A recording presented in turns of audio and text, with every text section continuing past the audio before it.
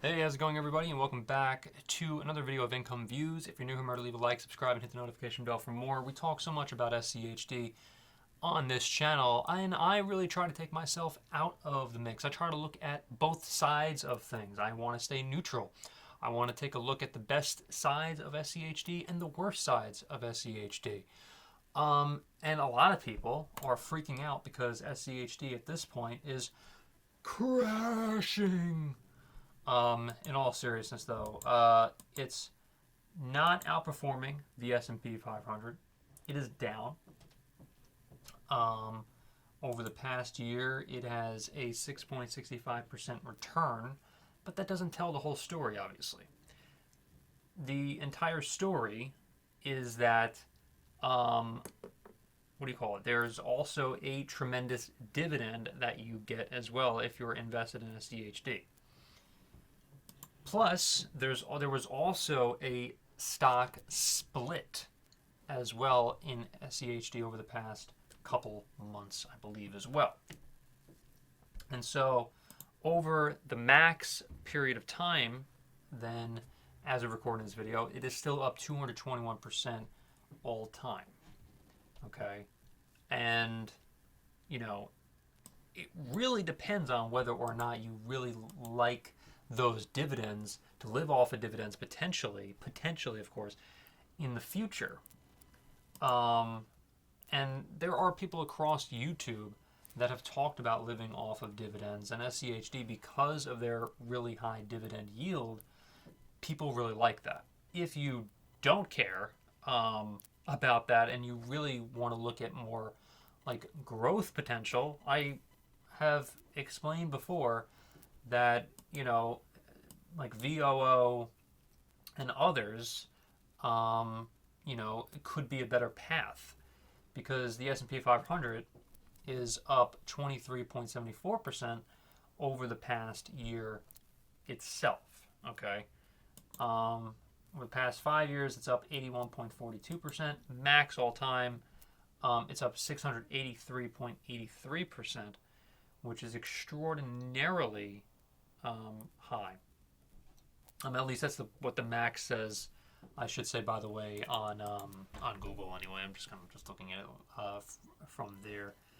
The market cap for SCHD is 50, or I should say S&P 500 is $50.8 trillion, and it really just depends again on what type of investor you are, whether or not you want to invest in individual stocks, SCHD, S&P 500. Everybody's different. Everybody is different, and I keep on trying to tell you this.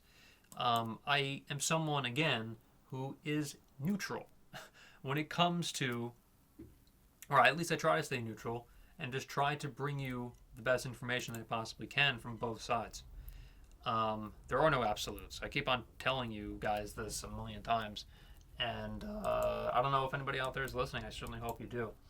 But here's what I will say too, is that SCHD could potentially be a great investing opportunity because, as they say, buy low, sell high. If SCHD is, and by the way, I'm not saying to go out and buy a zillion freaking shares at this very moment in time, because there could be even more of a correction. There could be even more of a correction when it comes to the S&P 500, because the S&P 500 is also crashing. No, it's not. It's S&P 500 is also down in this moment in time as well. So, it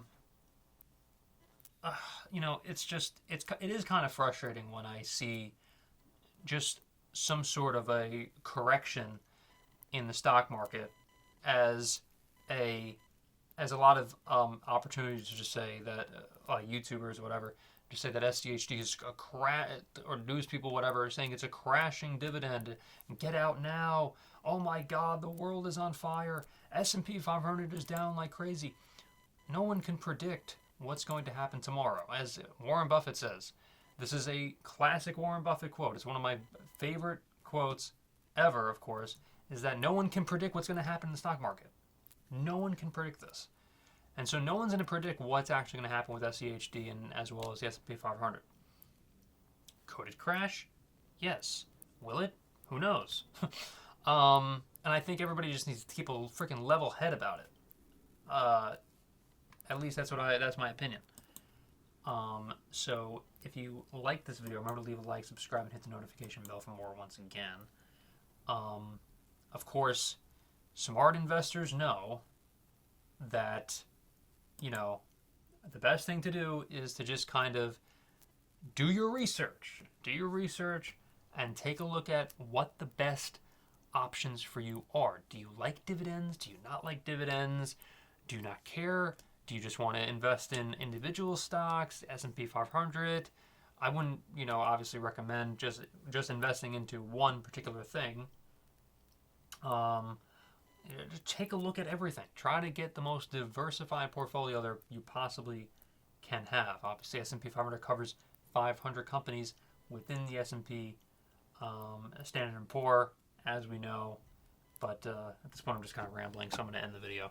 Thank you for watching. I'll see you in the next one.